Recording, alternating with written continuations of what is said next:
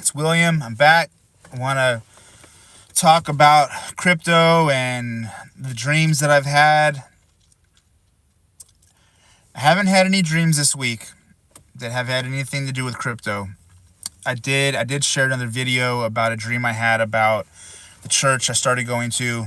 It's really cool how the Lord's leading my family and I, giving us clarity about the church that we're going to start going to. But I've been thinking about these different dreams, meditating on them, praying about them.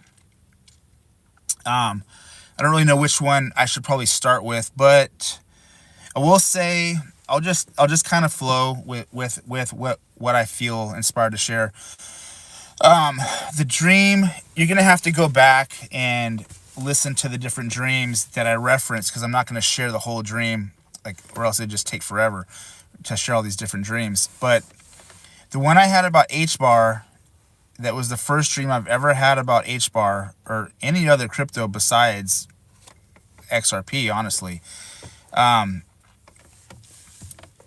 didn't know if I was supposed to buy immediately after having that dream or if I was supposed to wait. And there are some things about that dream that I feel like are still mysteries to me. And I don't fully know. So I really landed on waiting. I landed on, because I don't have money to just throw around in the market right now. So one of the things that I can't let go of is how the axle that represented Hbar was on this car that was pretty much destroyed. I mean, I didn't see that it had gotten in a wreck, but it had been dismantled. The engine was gone. The drive shaft was gone. The whole top of the car was gone. So it was like flipped over, and all I saw was the floor of the car and the frame and the axle and the two rear drag wheels and tires. And I keep on thinking, I'm like, well, what does that mean? And I know through learning about Hbar is going to be used and is being used in major corporations and in the way they communicate with each other and share information and, I guess, money and stuff. But it's like, I'm just going with the dream. It's like Hbar lived on a vehicle and was super useful for that vehicle, but the engine was removed and the vehicle was thrown away, but Hbar was still salvageable. And that just, it feels future to me. It really feels future to me. And I do think it's super cool how literally the day after I had that dream, when the market was going up right before the interest rate announcement, that Hbar went up like, I don't know what, it was like 6%. It seemed like it definitely went up more than XRP. It went up more than XLM. It went up more than Bitcoin. I was shocked. I was like, whoa, I just had this dream about Hbar, and all of a sudden it's like gone up. It went from, was it like 15.5 cents all the way up to almost 21 cents. So I'm like, dang, like if I would have put money in that and gotten it back out, dang, like that would have, that might have been a nice little trade right there. But I don't have money to be throwing around like that. So, I'm not selling right now. I don't know if the market's going to go down, but looking at it today, in general, it looks like and I'm not the go-to market analysis, and obviously this is not financial advice, but looking at the market, we're at a pretty significant low support and resistance zone. And if I was to speculate, I would say either we're going up from here, probably going up, right? Like if you look at it, it would be like, okay, it's hard to believe that it's going to go down past this, but if it goes down much more, it's probably going to drop a decent amount. And I don't know, I'm on the fence about what's going to happen. I feel happy about where I'm at. I've got money in the market that I'm not touching, and I've got some in some buy orders that are set ridiculously low. Honestly, I've got XRP buy orders at $1.40 and Hbar orders at 8.5 cents. That's where that crazy low was a couple weeks ago. And I'm like, I still feel like there's some stuff that hasn't transpired.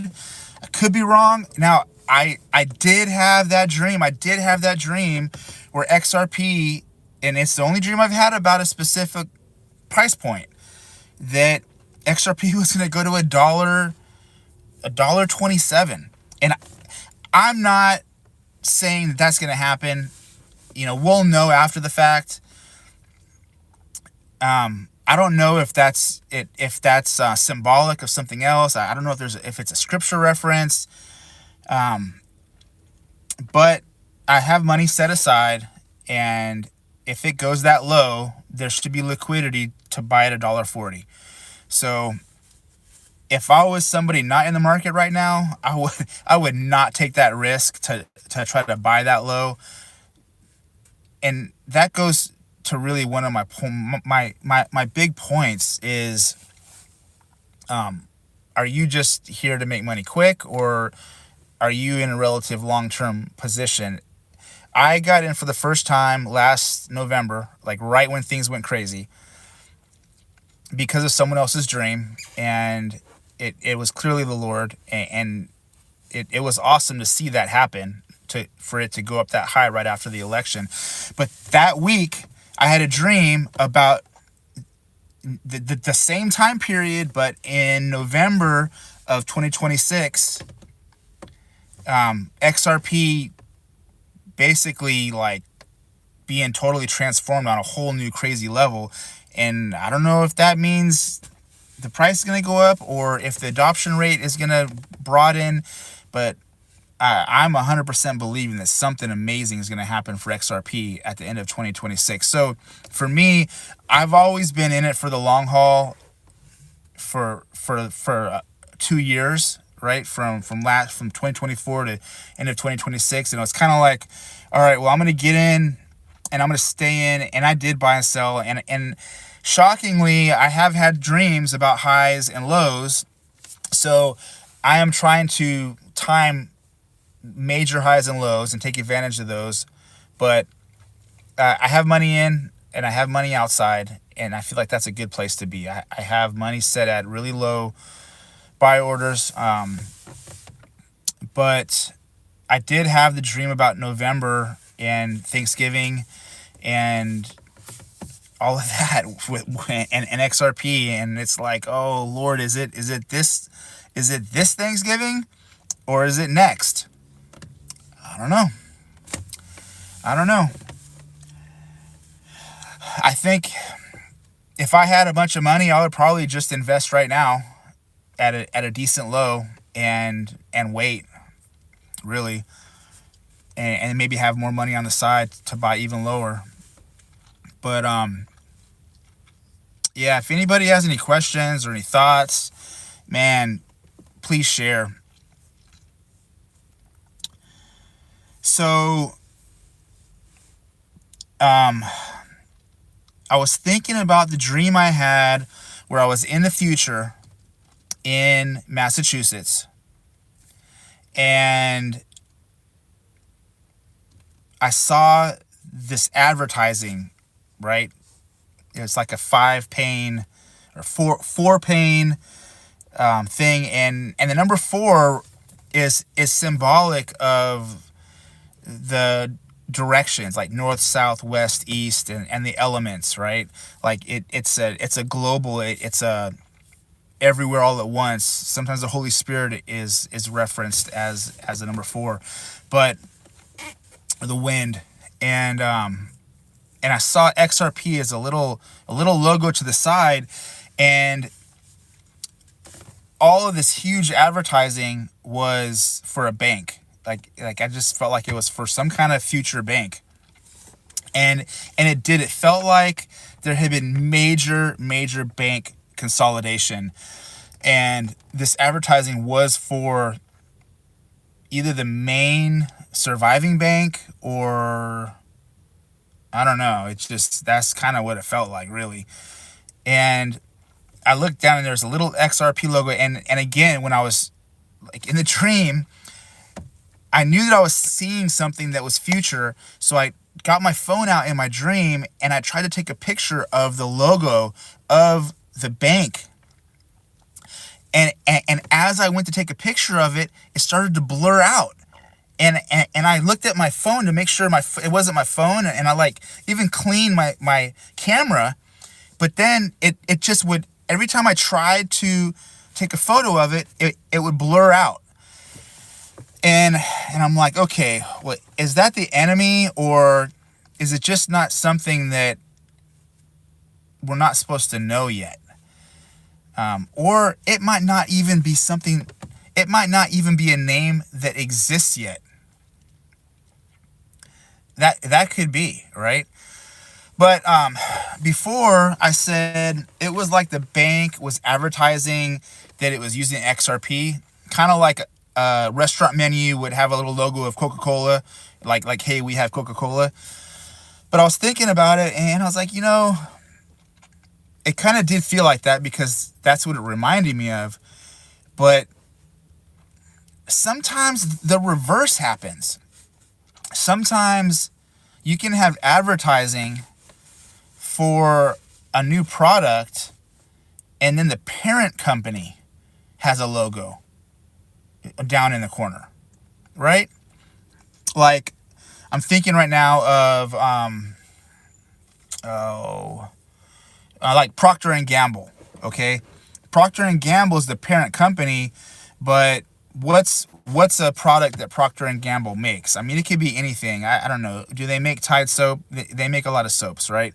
So, or like Johnson and Johnson, right? You could have like Johnson and Johnson down below, but then the major advertising is for the product, the specific product.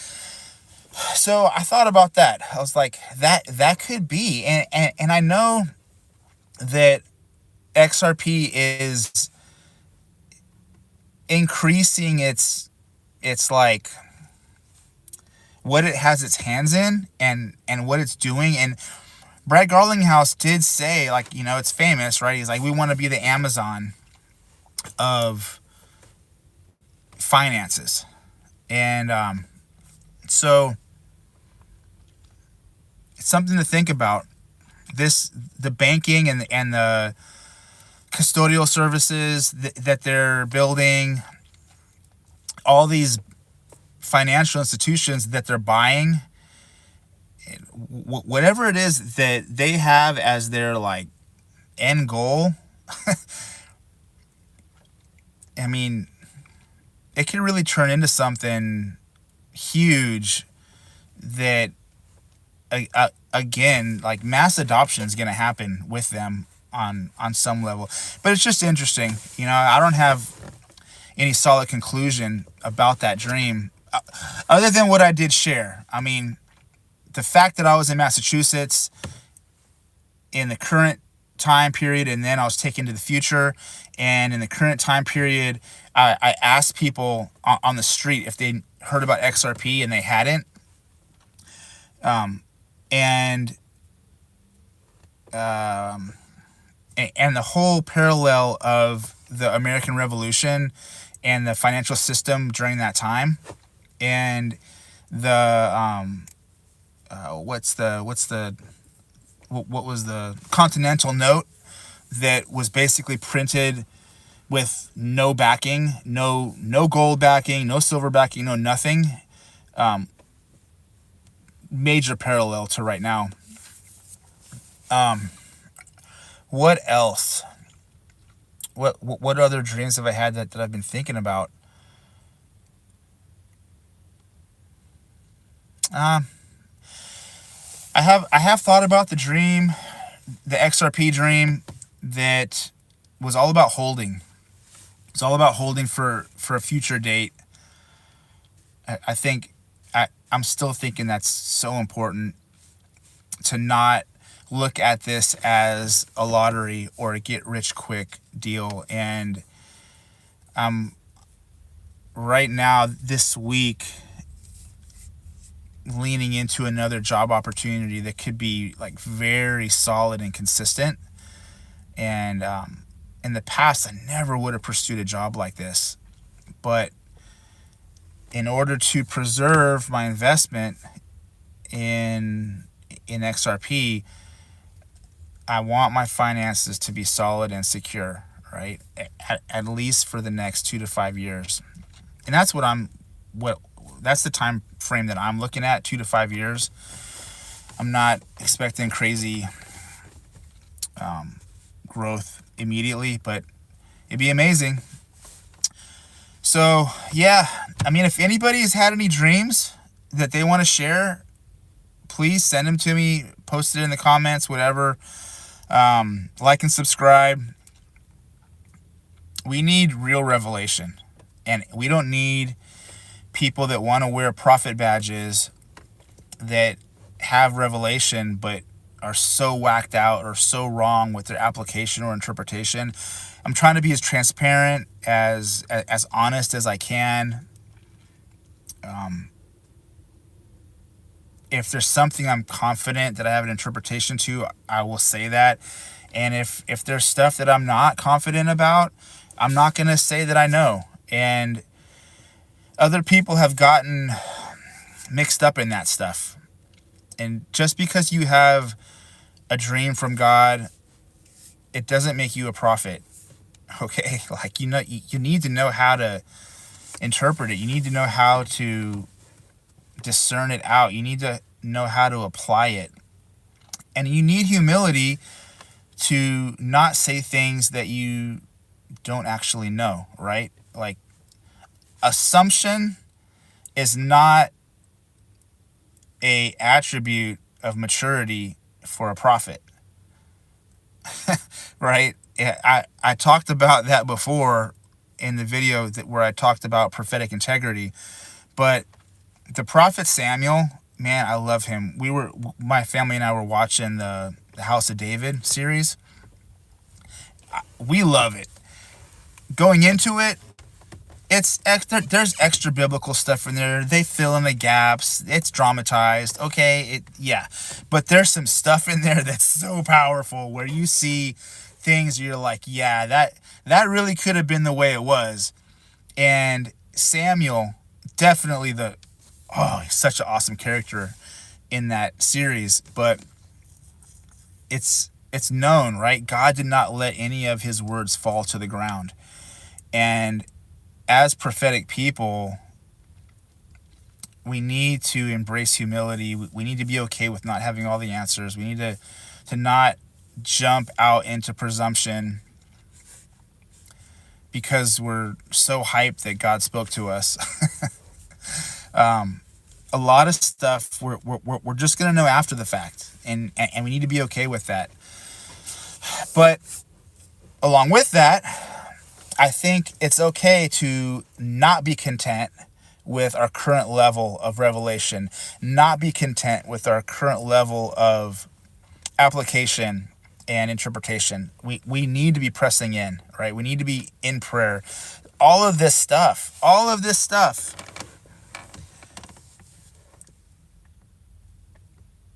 more than anything, the most beautiful part about all of it is God's intention of wooing his bride, his people, into a closer relationship with him.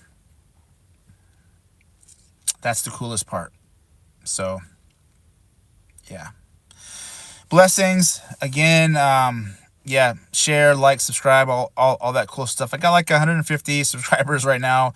You know, it's not a whole lot, but I think the stuff I'm sharing, the dreams that I'm having, I'm not seeing other people have this stuff. I'm not seeing other people have the same dreams or even similar stuff. Sometimes I'm like, I mean, a while back, I've talked about it. You want to get stuff that you can compare to other people and be like, okay, I'm hearing the right thing. But like, I know better than that. I don't need confirmation from other people. I need confirmation from God. I need to hear what God's telling me. I don't need to hear the same thing as somebody else. And I have no problem sharing things that go against the grain or aren't in the echo chamber. And there has been a lot of crypto prophetic echo chamberness, and a lot of that stuff has fallen to the ground, and it's just proving to be very man pleasing, very hype, desire of man. And you can make excuses for it. You can say, oh well, you know, this, oh well, that, but come on. All right, blessings. I'm out. Bye.